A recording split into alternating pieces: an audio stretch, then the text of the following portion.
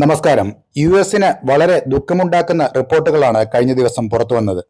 തെക്കൻ കാലിഫോർണിയയിൽ ഈ ആഴ്ച ഹെലികോപ്റ്റർ തകർന്ന് കാണാതായ 5 യു.എസ് സൈനികർ മരിച്ചതായി സ്ഥിരീകരിച്ചതായി യു.എസ് മറൈൻ കോർപ്സ് വ്യാഴാഴ്ച അറിയിച്ചു. അതീവ കഠിന പരിശീലനം നേടിയ കമാൻഡോസാണ് കൊല്ലപ്പെട്ടത്.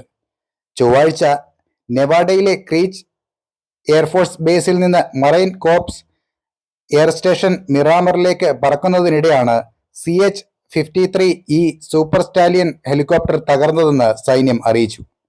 ഒരു പരിശീലന പറക്കലിനിടെ 3D മറൈൻ എയർക്രാഫ്റ്റ് വിങ്ങിൽ നിന്നുള്ള ഫ്ലൈയിങ് ടൈഗേഴ്സിൽ നിന്നും മികച്ച 5 നാവികരുടെ നഷ്ടം ഞാൻ പങ്കുവെക്കുന്നത് അഗാധമായ സങ്കടത്തോടുകൂടിയാണെന്ന് 3ാം മറൈൻ എയർക്രാഫ്റ്റ് വിങ്ങിന്റെ commander major general Michael Borgschulte ഒരു പ്രസ്താവനയിൽ പറഞ്ഞു.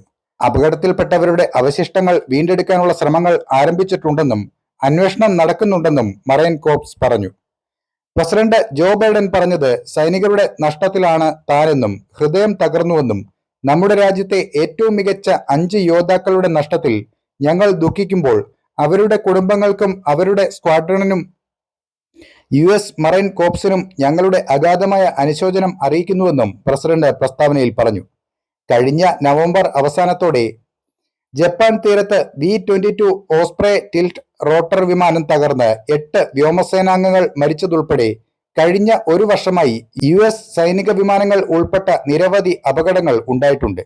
അതേ മാസം ആദ്യം പരിശീലനത്തിനിടെ മെഡിറ്ററേനിയൻ കടലിലേക്ക് ഹെലികോപ്റ്റർ തകർന്ന് 5 അമേരിക്കൻ സൈനികർ കൊല്ലപ്പെട്ടിരുന്നു.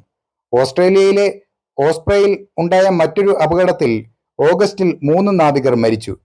3 സൈനികർ കൂടി കൊല്ലപ്പെടുകയും മറ്റൊരാൾക്ക് പരിക്കേൽക്കുകയും ചെയ്ത ഒരു സംഭവം കഴിഞ്ഞ ഏപ്രിലിൽ അലാസ്കയിൽ നടന്നിരുന്നു.